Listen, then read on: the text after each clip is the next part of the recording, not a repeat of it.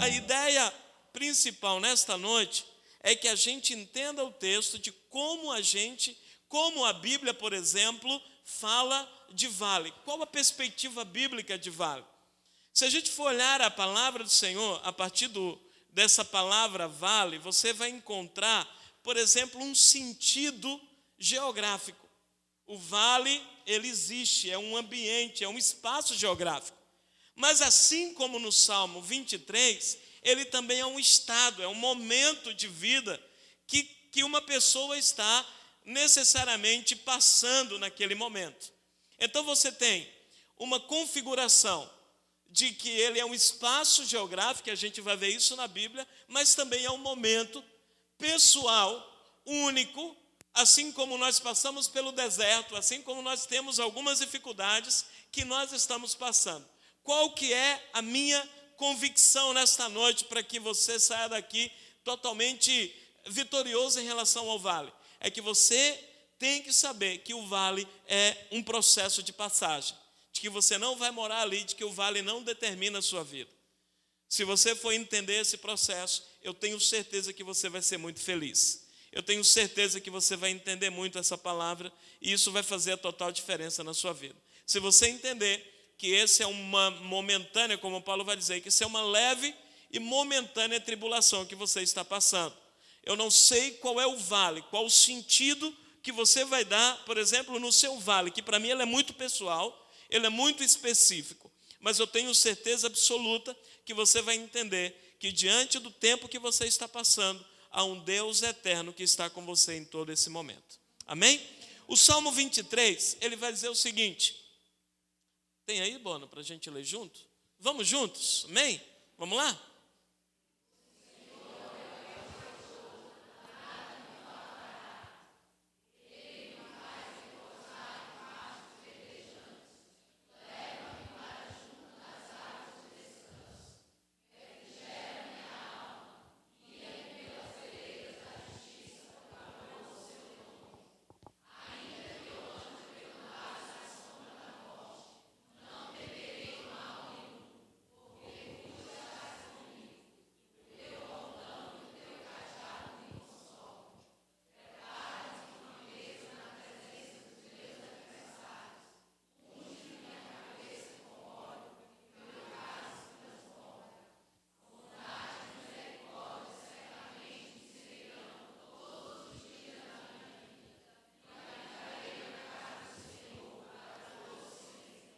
Amém?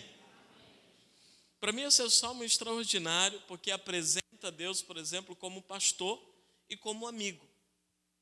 Ele traz uma configuração muito importante, por exemplo, do pastor que cura, do pastor que é o guia, do pastor que cuida. Então essa referência do Salmo 23, ela é muito interessante, porque é uma referência muito pessoal, é uma referência muito próxima. Além dessa figura pastoral, você vai ter a figura de um amigo. É alguém que leva para a mesa, é alguém que está na mesa, não está de qualquer jeito na mesa. Ele unge lá nesse espaço de amizade, ele também traz essa unção. Perceba que essa unção é bem específica, porque é uma unção que vai vencer todos os obstáculos da vida. Então, nesse tempo, quando eu penso no Salmo 23, eu penso num momento específico. A palavra que é usada no hebraico aqui é usada em alguns pontos da Bíblia sobre vale da sombra da morte, ou quando vai para o grego, por exemplo, em Efésios capítulo 6, é o dia mau. É um momento sombrio, é um momento difícil que a pessoa está passando. Eu acredito que todo mundo já passou, ou um dia vai passar esse momento difícil, esse momento de vale que eles, pelo menos o salmista está dizendo. Mas veja só, a palavra vale na Bíblia, ela tem algo muito interessante. Por exemplo, em Gênesis capítulo 14, se você for ver lá, vai ter um vale chamado Sidim, que esse vale necessariamente está no lugar geográfico do Mar Morto, do Mar Salgado. E esse vale, nessa estrutura de vale, no capítulo 14 de Gênesis, você vai encontrar, por exemplo, uma batalha dos 5 reis contra os 4 reis. E ali nessa batalha, no Gênesis capítulo 14, você vai encontrar, por exemplo, uma destruição de Sodoma e Gomorra, e junto com Sodoma e Gomorra está o sobrinho de Abraão, Ló, que quando ainda Abraão, sabe então que Ló foi levado na batalha, o que acontece? Abraão junta os homens mais fortes e vai restituir então Ló e toda a sua casa. Então, nesse vale, que a gente pode chamar de vale da perda, Abraão se levanta para que haja restituição na vida de Ló.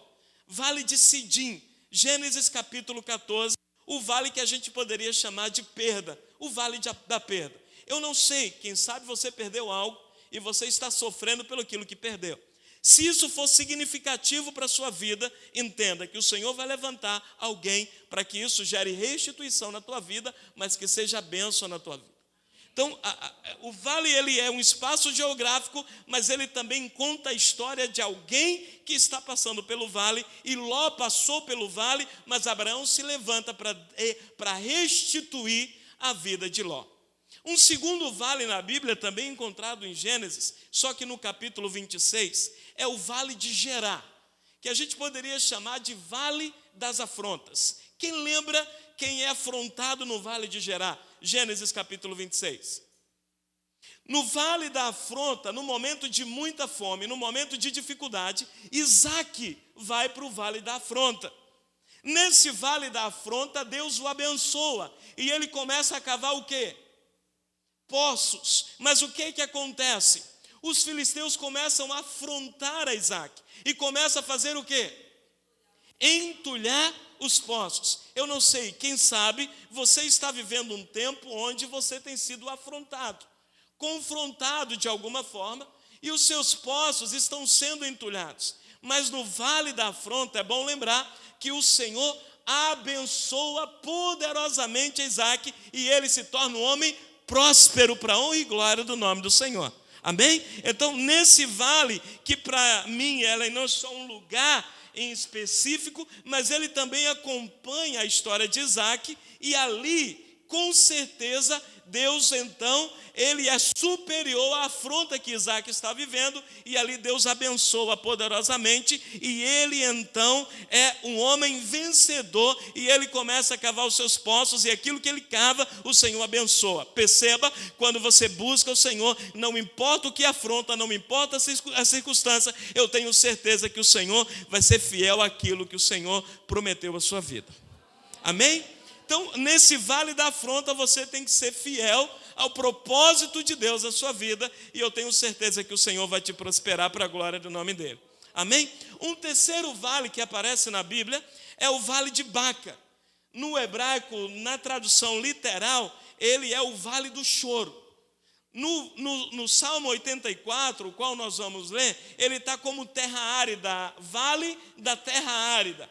Eu não sei, irmãos, irmãs, pelo que você tem chorado nesses dias, qual o vale desse choro que você tem vivido. Mas a palavra do Senhor diz que diante do choro, o Senhor faz brotar um manancial de bênção.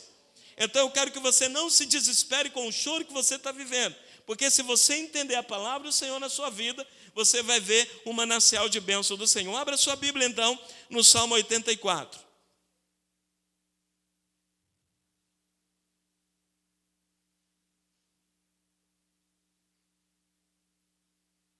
Você vai passar pelo vale dando glória a Deus, em nome de Jesus. A partir do versículo 4 até o versículo 12, diz o seguinte: bem-aventurado o homem cuja força está em ti, e cujo coração se encontra os caminhos aplanados, o qual, passando pelo vale de Baca, ou vale árido, faz dele um manancial de bênçãos e cobre a primeira chuva. Vão indo de força em força, como um deles aparece diante de Deus em Sião. Senhor, Deus dos exércitos, escuta minha oração, presta ouvidos, ó Deus de Jacó. olha, ó Deus, escudo nosso, e contempla o rosto do teu ungido, pois um dia nos teus átrios vale mais que 1000. Prefiro estar à porta da casa do meu Deus a permanecer nas tendas da perversidade. Porque o Senhor Deus é sol e escudo, o Senhor é graça e glória, nenhum bem sonega aos que andam retamente. O Senhor dos exércitos, feliz o homem quem em ti confia. Amém? Então, no vale do choro, no vale da terra seca, no vale árido, no vale onde não se tem nada, eu tenho certeza que aquele que sai chorando vai colher com alegria. Ou o choro dura uma noite e a alegria vem logo ao amanhecer. Por quê? Porque nós confiamos no Deus que está conosco e não nas circunstâncias a qual nós estamos vendo. Portanto, perceba, nesse tempo onde muitas vezes o valo acompanha o nosso sentimento, o salmista vai dizer: ainda que eu ande pelo vale da sombra da morte, eu não temerei mal nenhum. Por quê? Porque o Senhor está comigo. Bondade e misericórdia me seguirão para todo sempre. Por quê? Porque eu confio no Senhor. A Raimunda leu o Salmo 37, entrega o teu caminho, confia nele, porque ele vai fazer por você, e aquilo que você não vai fazer, ele vai fazer, e se estiver diante da vontade dele, ele vai fazer para que você glorifique o nome dele, para a honra e glória do nome do Senhor. Então, nesse tempo, quando eu lembro desse vale, quando eu lembro do meu tempo, que muitas vezes não é tão fácil, eu percebo o seguinte, irmãos: quando falta, na verdade, não está faltando. O salmista está dizendo assim: na falta, não falta. Olhe direito, perceba direito, na verdade não está faltando. Numa tradução mais clara para o português é: o Senhor é o meu pastor e nada me tem faltado. Então não tem faltado nada. Mas pastor, está faltando alguma coisa? O Senhor está dizendo: não se preocupe, porque eu estou olhando para você. Na verdade não falta, e o que está faltando não vai te fazer falta. Quando você acha que faz falta, é o Senhor que sustenta você. Então, o salmista está dizendo o seguinte: na falta não falta, porque o Senhor é o meu pastor. Ele me faz repousar, ele me faz descansar. Esse descanso, em Números capítulo 10, versículo 11, é o mesmo descanso quando a Arca da Aliança está procurando um lugar de descanso para o povo de Israel. Esse descanso é um descanso onde tem tudo aquilo que nós necessitamos, não aquilo que achamos que precisamos. Mas perceba, o Salmo 23 está dizendo assim: não falta nada para você, não falta nada para a igreja, não falta nada para nós, porque o Senhor é o nosso Deus em qualquer tempo, em qualquer momento. Então, essa é a mensagem do Salmo. E o salmista vai dizer o seguinte: na morte, na verdade, não existe morte, há vida. Ele vai dizer o seguinte: mesmo que eu esteja passando por um tempo sombrio da minha alma, ele está dizendo assim: não se preocupe, porque o pastor está cuidando. E aí, no vale dessa sombra da morte, no mais escuro da sua alma, no mais momento difícil, ele está dizendo que ele está com você. Se eu fosse fazer um paralelo desse texto, eu iria para Romanos capítulo 8, que vai o seguinte: nem a morte, nem a vida pode separar você do amor de Cristo. Então, nesse tempo, o salmista está dizendo: não importa se você está sentindo o sentimento de morte, não se preocupe, porque aquele que é poderoso para fazer infinitamente mais vai gerar vida no seu coração, e não é sentimento de morte que vai determinar a sua vida. Por quê? Porque Cristo já venceu por você. O salmista, então, de alguma forma está sinalizando a graça de Deus na sua vida. É o seu olhar que tem que perceber que o amigo, aquele que está com você, vai te colocar numa mesa, e na mesa vai mostrar os seus adversários, e você vai dizer: eu não temo a nada, porque o Senhor está comigo.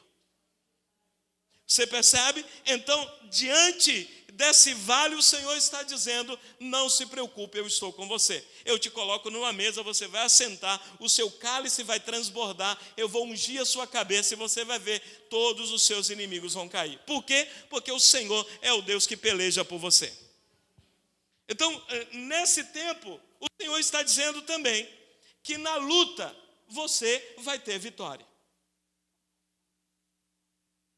Alguém diz o seguinte: pastor, estou passando por uma luta muito grande. Irmãos, para mim é o seguinte: a luta não é o problema. O problema é quando eu tenho uma concepção errada da luta. O problema é quando eu tenho uma concepção de vitimismo na luta. O problema é quando eu acho que todo mundo está contra mim na luta. Na luta eu tenho uma clareza. Na luta eu sou eu, o Senhor é o Senhor. Eu confio no Senhor mais do que em mim.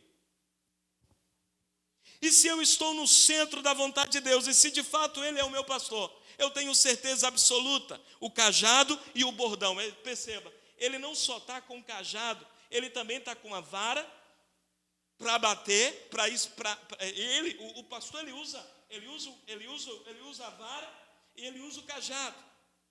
A vara para expulsar os inimigos, e o contrário, por exemplo, do pastor e do mercenário. O mercenário ele não expulsa o inimigo, ele é o próprio inimigo. O pastor tem a vara para expulsar o inimigo. Por isso que ele dá vitória diante do inimigo. E quando ele está com o cajado, ele está direcionando, ele está conduzindo, ele está cuidando. Ele está levando para pastos verdejantes. Aonde é que eu tenho que perceber? Se eu estou no Senhor e se Ele é o meu pastor, eu tenho certeza absoluta de algo. O Senhor vai me levar à vitória. E aí, mais uma vez, o paralelo de Romanos capítulo 8 é de que é o seguinte: em todas as coisas nós somos mais do que vencedores por meio daquele que nos amou. E aí vem a figura de um Deus que está com bondade e misericórdia e que vai me seguir para todo sempre. Perceba, diante das dificuldades, bondade e misericórdia me seguirão. Então não importa o vale, não importa se é um espaço ou não importa se é um sentimento de que você está passando, a bondade e a misericórdia do Senhor a acompanhará por toda a tua vida. Portanto, olhe para o alto e receba a vitória em nome do Senhor Jesus, porque está no Senhor. É no Senhor que você precisa, é a sua confiança está nele, não está mais em ninguém, está no Senhor. Diante disso, você vai viver na palavra e pela palavra de Deus. E aí perceba, irmãos, quando eu vou para Ezequiel capítulo 37, eu vou ver um outro espaço de vale. Nesse espaço de vale, eu vou ver um vale de ossos secos. Eu vou ver um espaço geográfico, mas também eu estou remetendo a um povo que está em sequidão. Eu sei que vocês conhecem o texto de Ezequiel 37, eu não vou ler, mas vocês conhecem. Mas o Senhor, Ele leva para um espaço geográfico o profeta. E ele diz assim: o que você está vendo? Eu estou vendo um vale de ossos secos. Qual a palavra do Senhor para o profeta? E aí é onde eu quero que você entenda. Veja só, irmão, irmã, eu não sei qual o momento, eu não sei qual o tempo que você tem vivido a sua fé, mas que você tem de fato valorizado mais o vale do que a palavra de Deus sobre o vale. Eu quero convidar você a converter a sua vida para o Senhor e perceber que vale continua vale, mas quando a palavra é profetizada, o vale pode ser transformado. E aí, para mim, em Ezequiel capítulo 37, eu vou perceber pelo menos 3 coisas aqui, e que para mim é algo que a igreja tem que perceber. Porque de vez em quando, na nossa casa, no nosso ministério, na nossa igreja, nós só vemos vale, e vale de ossos secos. Em situações da nossa vida, a gente só vê um vale de ossos secos. E aí, vale de ossos secos, na Bíblia, pelo menos em Ezequiel, capítulo 37, ele não tem valor nenhum. Mas o Senhor, Ele levanta quem? Um profeta. E para mim, a figura do profeta, ela é muito interessante, porque a palavra profética é uma palavra de vida. Lembremos que quando Jesus se levanta como profeta, ou maior do que o profeta, ele sempre traz uma palavra de vida onde há morte. O profeta sempre se levanta para trazer uma palavra de vida. Isso é muito importante. Por quê? Porque o que o Senhor tem é algo fundamental para que a gente perceba que toda a honra e toda a glória precisa ser dada a Ele. Em Ezequiel 37, no Vale de Ossos Secos, ele me dá pelo menos, eu acho que esse texto, a gente tem muito que trabalhar nesse texto, mas 3 coisas pelo menos ele me dá. A primeira coisa é quem nós estamos ouvindo no vale. Isso faz toda a diferença. Quando nós estamos passando pelo vale, irmãos e irmãs, chega a palavra de todas as direções. E aí o segredo, para quem está passando pelo vale, é saber quem está ouvindo, o que está ouvindo e discernir aquilo que está ouvindo. Por quê? Porque que muitas pessoas permanecem no vale a vida inteira, porque está ouvindo a pessoa errada, está ouvindo a coisa errada e está se movimentando pelo que está ouvindo. Lembre-se muito bem, o profeta, ele vai ser levado para o vale por Deus, então ele ouve a Deus. Se você quer passar pelo vale, você tem que ouvir primeiramente a Deus. Você não pode ficar ouvindo o Facebook, você não pode ficar ouvindo o WhatsApp, você não pode ficar ouvindo a melhor amiga ou o melhor amigo. Você tem que ouvir primeiro a Deus. Mas pastor, é minha melhor amiga, é meu melhor amigo, não importa. Pode ser o seu pai, pode ser a sua mãe. Você primeiro tem que ouvir a Deus. O segredo para passar pelo vale é ouvir a Deus. Porque só Deus tem orientações claras, tem orientações objetivas, tem orientações espirituais para você passar no vale. Perceba, porque é o seguinte, se você não ouvir a Deus, você vai querer discernir, vai querer discernir o tempo. E quando você discerne o tempo sem Deus, você vai cair na armadilha das circunstâncias. E aí eu digo para você, irmãos, quando a gente está na lama, sozinho é difícil, a gente precisa de ajuda.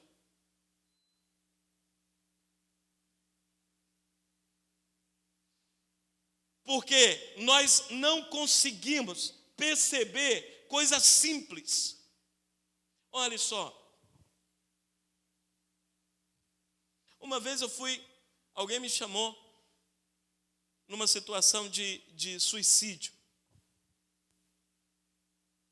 E tem uma situação de suicídio que a pessoa ela tem total liberdade, ou melhor, ela conscientemente, ela pode só ficar em pé e ela não vai morrer.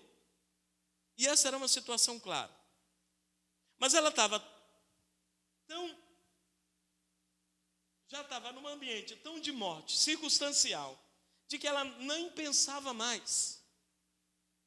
Eu não sei se você já aconselhou alguém que tem toda a capacidade de sobressair, mas ela acha que está tão perdida, que não tem mais espaço, não tem mais coisa para a vida, não, já está tudo perdido, que ela sozinha não vai conseguir fazer se não tiver ajuda. E muitas vezes você vai ter que ser muito insistente para ela perceber que ela tem jeito em todas as coisas. Por quê? Porque muitas vezes nós estamos lendo o tempo ou circunstâncias de uma forma errada e nós estamos ouvindo muitas coisas e muitas pessoas que não a Deus. Então a primeira coisa que você tem que entender é ouvir a Deus antes de tudo. Ouça a Deus, senão você não vai conseguir sair do vale. Qual é pelo menos um segundo segredo em Ezequiel capítulo 37?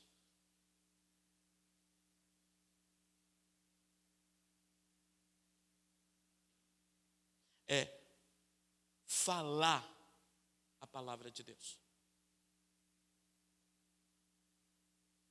Diz a esses ossos: a minha palavra, diz o Senhor.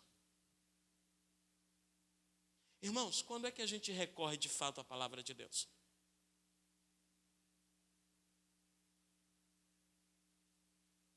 Quando é que nós falamos a palavra de Deus? Porque muitas vezes a gente se relaciona com a palavra de Deus como qualquer uma outra palavra. Eu leio a palavra de Deus como se eu estivesse lendo qualquer livro. Então eu preciso entender que a palavra de Deus tem poder.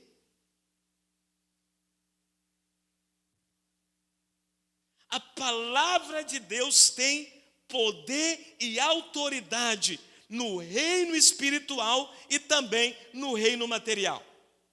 Nessa matéria que nós estamos vivendo. Então, o que o profeta vai então fazer? Ele vai falar a palavra. Por quê? Porque só existe vida por meio da palavra. Só pode gerar vida por meio da palavra. Só pode ter sucesso, Josué capítulo 1, por meio da palavra. Só pode haver libertação por meio da palavra. E aí vem a diferença entre exorcismo, o momento que a pessoa está lá endemoniada, você tem que expulsar o demônio, mas isso não é libertação, porque a palavra liberta. Conhecereis a verdade e a verdade vos libertará. Então eu preciso de quê? Eu preciso falar a palavra. Por isso que Paulo diz, porque eu creio, eu confesso e falo porque eu creio. E porque eu creio, eu falo. Falo o quê? A palavra de Deus. Porque só pode haver ressurreição pela palavra.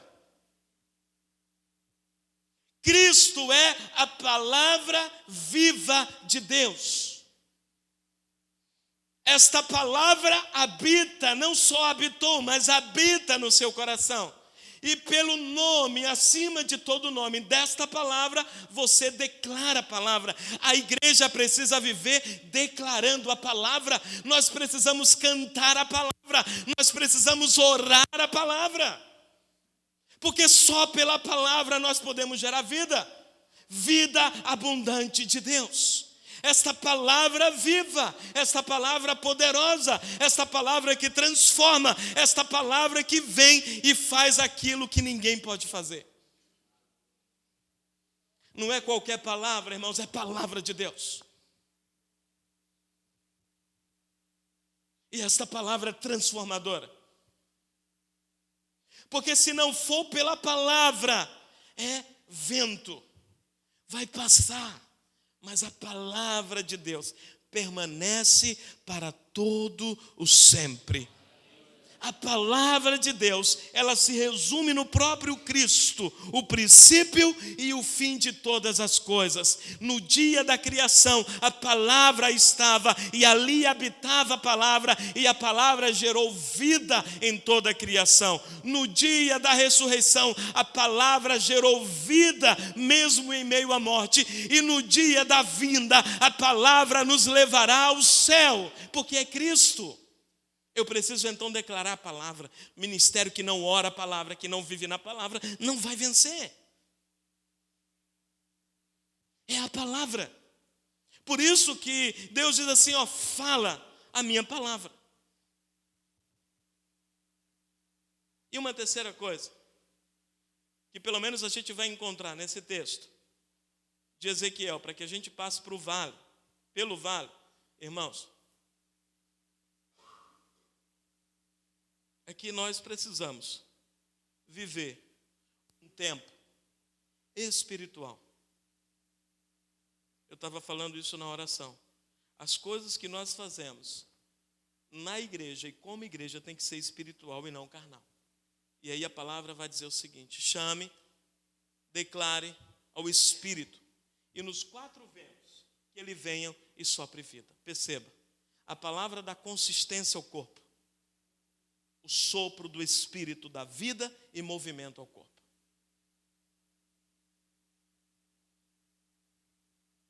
Um corpo sem o sopro do Espírito, sem a vivência espiritual, é corpo morto.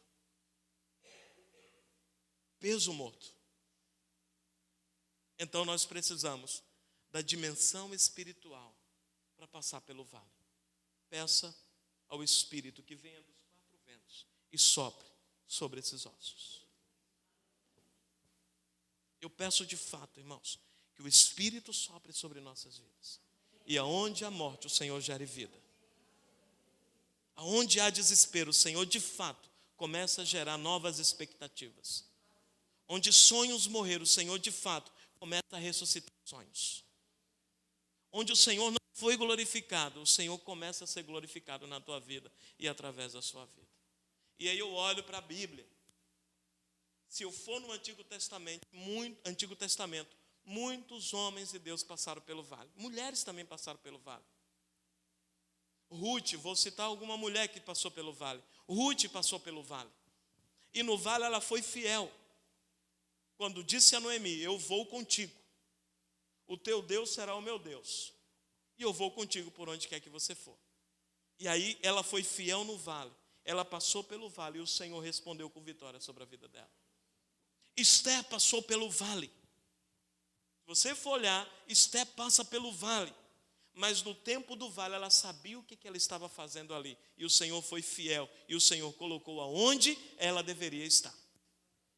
Se você olhar homens na Bíblia, Abraão, Isaac, o próprio Jacó, passaram pelo vale. Mas entenda que eles sabiam quem eles eram e quem era o pastor dele. Eles sabiam de fato por que eles estavam se movimentando. E aí eu vou lá no Novo Testamento, e aí eu vou caminhando para o final. Primeira coisa, irmãos, Jesus passou pelo vale. Mas mesmo no vale da sombra da morte dele, no Getsemane, ele foi fiel ao Deus que tem sido fiel a ele. Quando Pedro se propôs a ele não passar pelo vale, Jesus olhou para Pedro e disse assim, arreda-te, Satanás. Quando, irmãos, a propósito de Deus de passar para o vale, e alguém quer tirar você do vale, em nome do Senhor Jesus, repreenda em nome de Jesus, porque tem propósito que só vai ser cumprido se você passar pelo vale. Quando propuseram para Jesus sair do vale, Jesus disse, Pedro, sai Satanás de ti, porque não é você que está falando. E no vale, no Getsemane, no lugar do moinho, no lugar onde prensa lá a azeitona para fazer o azeite, ele disse o seguinte, eu serei fiel. Se eu for olhar um pouquinho mais adiante, Pedro passa pelo vale. Perceba, no vale de Pedro, Pedro chora amargamente, porque traiu de fato a Jesus. Quando ele achava que não ia negar, a palavra de Cristo foi, você vai me negar antes que o galo cante. E você não vai me negar só uma vez, não, você vai me negar 3. Para você aprender que você não governa a sua vida. Eu conheço você mais do que você. Mas Pedro passa pelo vale, mas quando ele entende a palavra, ele necessariamente precisava passar pelo vale. Quando Judas, que passar pelo vale, sem passar pelo vale, é porque não entendeu nada, ele vai matar a si próprio. Quem não entende a palavra, quem não passa pelo vale, vai se auto-sabotar. Então, a gente precisa começar a perceber da importância de passar por esse negócio. Mas a gente está passando. E aí, irmãos e irmãs, quando eu vou para Paulo também passa pelo vale.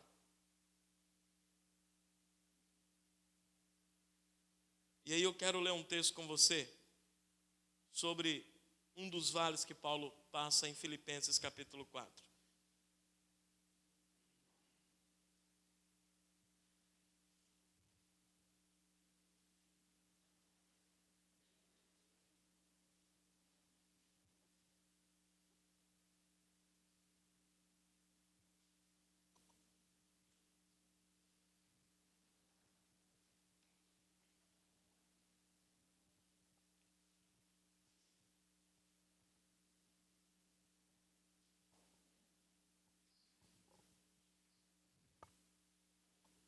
Versículo 10 ao 20.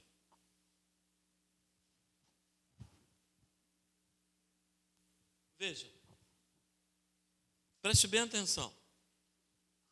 Alegrei-me sobremaneira no Senhor, porque agora, uma vez mais, renovastes o meu favor ao vosso cuidado, o qual também já tinhas antes, mas vos faltava a oportunidade. Digo isto, não por causa da pobreza, porque aprendi a viver contente em toda e qualquer situação. Tanto sei estar humilhado, como também ser honrado. De tudo e em todas as circunstâncias, já tenho experiência, tanto de fartura como de fome, assim de abundância como de escassez. Tudo posso naquele que me fortalece. Todavia, fizestes bem, associando-vos à minha tribulação. E sabeis também vós, ó Filipenses, que no início do evangelho, quando parti da Macedônia, nenhuma igreja se associou comigo no tocante a dar e receber, senão unicamente vós outros. Porque até para Tessalônica mandaste não somente uma vez, mas duas, o bastante para as minhas necessidades. Não que eu procure o donativo, mas que eu realmente me interesse é o fruto, que aumente o vosso crédito. Recebi tudo e tenho abundância, estou suprido, desde que Epafrodito me passou as mãos e que me veio de vossa parte como aroma suave, como sacrifício aceitável e aprazível a Deus.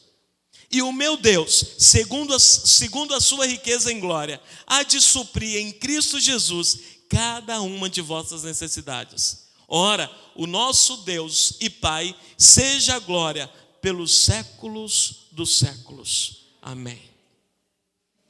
Então, perceba, irmão, é um privilégio de passar pelo vale.